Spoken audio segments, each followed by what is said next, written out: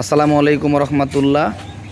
প্রতিদিনকার মতো আমিও কোনো না কোনো সমস্যা নিয়ে কোনো মানুষের দ্বার প্রান্তে চলে যাই, চেষ্টা করি মানুষের একটু দুর্ভোগ কমানোর জন্য। আজকে ঘুরতে ঘুরতে চলে আসলাম। আমার জীবনে খুব ইচ্ছা ছিল যে মুলাডুলি স্টেশনে আমার একটু আসার, মানে দেখার এই এলাকার মানুষজন কীভাবে যাতায়াত করে, কিভাবে যায়।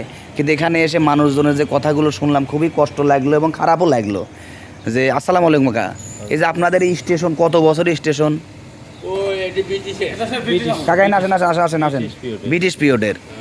আমি এসে অনেককে জিজ্ঞাসা করলাম, এই কাকাকেও জিজ্ঞাসা করছি, এখানে দাঁড়ান কাকা। তে আপনাদের এখানে যে প্রতিদিন ট্রেন যাতায়াত করে, এই ট্রেন যাতায়াতের এখানে কোনো স্টপেজ আছে? নীলসাগর, কিন্তু রাতে একটা অত রাতে আপনাদের এখানে স্টপেজ হলে ভালো না? অবশ্যই এর আগে তো মানববন্ধন হয়েছে, আপনি বলতেছেন এই স্টপেজ না দেওয়ার পিছনে কারণ কি? আচ্ছা, এখন আমার ভিডিওর মাধ্যমে আমি রেল কর্মকর্তা প্রশাসনের কাছেও জানাতে চাই এবং এই এলাকার যারা সমাজসেবী বা যারা সমাজের কাজকর্ম করে তাদের মাধ্যমে পৌঁছাতে চাই যে এই এলাকার মানুষের জন্য অন্ততপক্ষে কোন টাইমে বা কয়টা আপনাদের টপিস হলে আপনাদের ভালো হয় কাকা বলেন? দিনে একটা টপিস হলে ভালো। আপনার এই যে শিলাহাটি গাড়িটা 11টার সময় ছিল, ওই শিলাহাটি গাড়িটা দিলে পরে সর্বোচ্চ ভালো। শিলাহাটি হোক বা ওই ধূমকেতুটা গাড়ি, ধূমকেতু না কি ওটা, দ্রুতযান হোক। মানে মেন কথা আপনাদের এখানে একটা স্টপেজ হলে ভালো, যে কোনো ট্রেনের একটা স্টপেজ হলে দিনের বেলা একটা স্টপেজ হলে ভালো, কারণ এই এলাকার রাতে মানুষের দুর্ভোগটা কমে। দুর্ভোগ বেশি।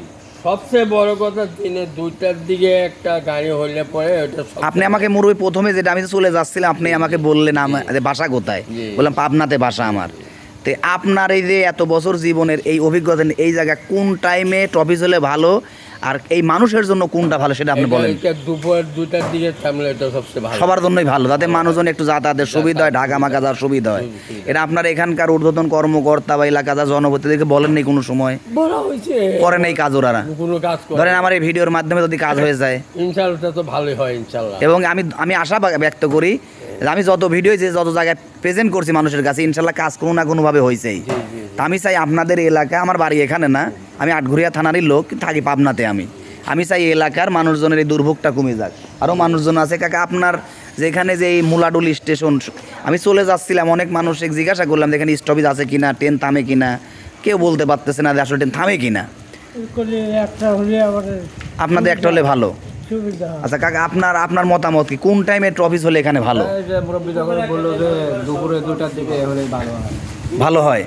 তাহলে এই এলাকায় এত বছর ধরে ট্রেন যাতায়াত, লাইনও সুন্দর পরিবেশে আমি দেখাচ্ছি, দেখেন এখানে আমি আসলে ওই উদ্দেশ্যেই আসা। আমাকে একজন ফোন করে বলেছে যে ভাই আপনি তো অনেক ভিডিও করেন, আমাদের মূল স্টেশনে একটু আসেন। আমি বললাম কেন? বলে আমাদের কোনো স্টপেজ নাই, আমাদের কোনো ট্রেনের ব্যবস্থা নাই, মানে আমরা এই এলাকার মানুষ চরম দুর্ভোগে আছি। হ্যাঁ বলেন কাকে বলেন চরম দুর্ভোগে আছে। এর জন্য পরিত্রাণের জন্য একটা ট্রেনের টপিসের ব্যবস্থা আপনার যদি জরুরি।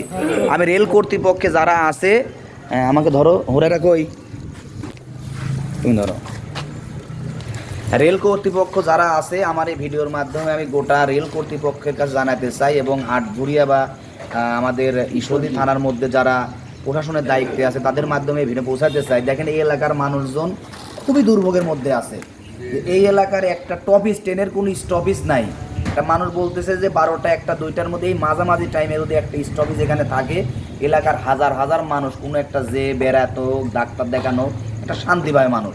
কিন্তু 3 থানার মধ্যে একটা স্টপেজ এখানে দরকার। কিন্তু আমি বুঝলাম না যে আমাকে একটা মানুষ ফোন করে যখন বললো, সে আসলে সমস্যা পড়ে আমাকে বলেছে, হয়তো সে ভিডিও করলে তার হয়তো ভালো কষ্ট লাগেছিল, আমাকে পাবনাতে সে ডেকে নিয়ে আসছে ভিডিও করার জন্য।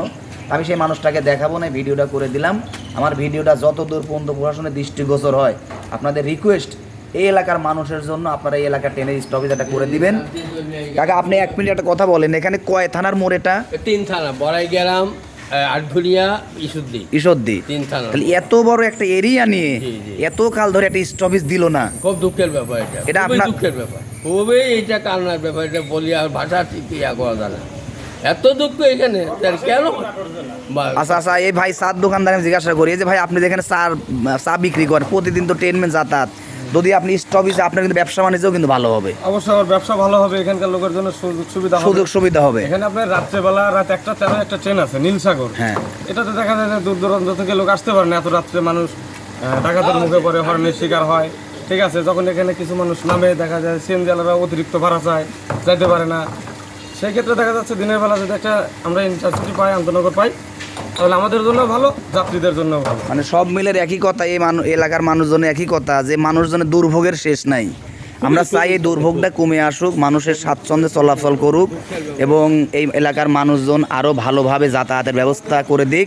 আমার ভিডিওটার মাধ্যমে জানাই দিলাম, প্রশাসনের দৃষ্টিগোচর করলাম, রেল কর্তৃপক্ষের দৃষ্টিগোচর করলাম এবং স্টেশনটার একটু আরেকটা কারুকার্য করলে সেটা ভালো হয় কি, যেরকম আমাদের পাবনা যে রেল স্টেশন, দুই সাইডে পাবনা লেখা আছে, তা মানুষ নামলেই বোঝা যায় যে Pabna rail station, Ishwardi rail station. কিন্তু এখানে শুধু সাইনবোর্ডটা যদি সাথে লাগানো যায়, আমার মনে হয় দেয়ালের পাশে লাগালে মানে আরও বেশি বেটার, মানুষের জন্য আরও ভালো সুবিধা একটা, যাতে এলাকার নামটাও ফোটে, এটা মুলার স্টেশন মানুষের জন্য ভালো হয়। সবাইকে ধন্যবাদ, আসসালামু আলাইকুম।